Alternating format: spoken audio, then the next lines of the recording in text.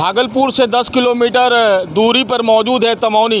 यहाँ पे शमसुन्निसा की हत्या कल रात छुरा घोंप कर उसके पति रियाजुद्दीन उर्फ राजू ने कर दिया और हत्या करने के बाद राजू गांव से तमौनी से फरार है। इस वक्त कौसर हुसैन मौजूद है जिनके सामने ये घटना हुई थी। ये चश्मदीद गवाह है उस घटना का। क्या बजे रात में घटना हुई थी? लगभग 12:30 बजे के आसपास। क्या हुआ था घटना पूरी बताइए। घटना ये हुआ था कि हमने देखा कि मेरा खालू अब्बू खाला अम्मी को एक छुरा मार चुका था। उसके बाद जैसे उसने मारा तो मेरी खाला अम्मी चिल्लाई। उसके बगल में उनकी बेटी सोई हुई थी, उसने भी चिल्लाया। तो जैसे चिल्लाया तो हम लोगों ने देखा कि मतलब क्यों आवाज़ हुई। तो जैसे हम लोग देखे ऊपर से देखे, वहाँ पर से देखे नीचे तो देखे कि मतलब वो एक छुरा मार चुका था, दूसरा छुरा भी वो मारने को तो वो मतलब खाला अम्मी से गाली गलौज कर रहा था और इतने में उसने दूसरा छुरा चला दिया।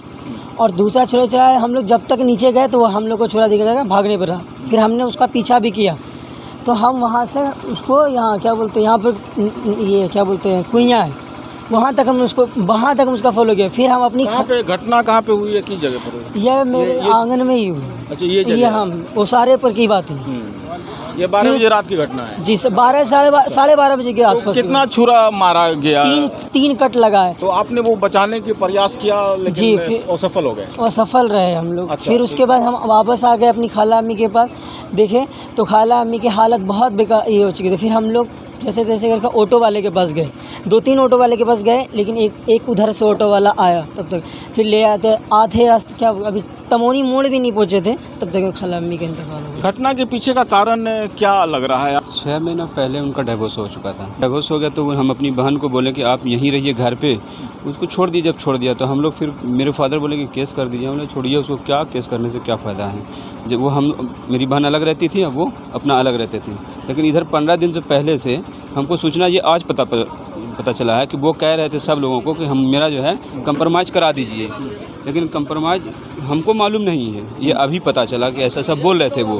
अगर कंप्रोमाइज़ नहीं कीजिएगा तो हम उसको जान मार देंगे। मेन तो डिवोर्स जब दिया है उनको तो वो उसके बाद जो है ना ऐसे गाली हमेशा बकता ही रहता था।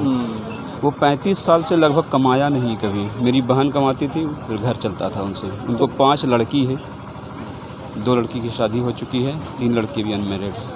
तो ये घटना देर रात की बताई जाती है। कितने बजे की घटना है? 12:30 बजे के आसपास। 12:30। उस वक्त आप कहाँ थे? हम घर में थे, लेकिन हम रूम में बंद होकर अपना अंदर से छिटकी लगा के सोए हुए थे। जब बाहर हल्ला हुआ, ये लोग जब देख चुके तब हम बाहर हुए। जब हल्ला होने के बाद हमको पता चला, पहले तक हल्ला नहीं हुआ था। हम उधर दरवाजे पे सोते हैं तो जैसे हल्ला हुआ हम दौड़े तो ये लोग तो अफरा तफरी में थे। तो हम देखे मेरी बहन को जो है 3 छेदा हो गया। तो हम क्या किए कि उनको कवर किए रहे।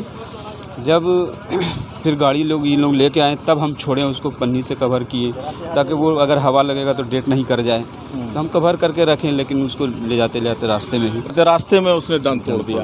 वो कल्प्रिट तो भाग गया है गांव से। जी। तो क्या चाहते हैं? पुलिस केस हुआ, प्रशासन जो करे कानूनी कार्रवाई करेगी और जो कानून के तहत होगा उनको सज़ा मिलेगा। शमसुन्निसा की हत्या रात 12 बजे छुरा घोंपकर उसके पति ने किया है, जिसका नाम रियाजुद्दीन उर्फ राजू है।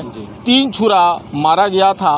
बहुत बेरहमी से 3 छुरा उसके पेट में घोंपा गया और मृतका वहीं पर लहूलुहान हो गई और रास्ते में उसने दम तोड़ दिया। मौनी के लोग गमज़दा इस बात को लेकर कि 53 वर्ष की उम्र की शमसुन्निसा की हत्या बेरहमी से उसके पति मोहम्मद रियाजुद्दीन उर्फ राजू द्वारा कर दिया गया है। तमौनी में एक सनसनीखेज मामला प्रकाश में आया है। शमसुन्निसा की हत्या कल रात उनके पति ने छुरा घोंप कर दी है। तो ये एक दुखद घटना है।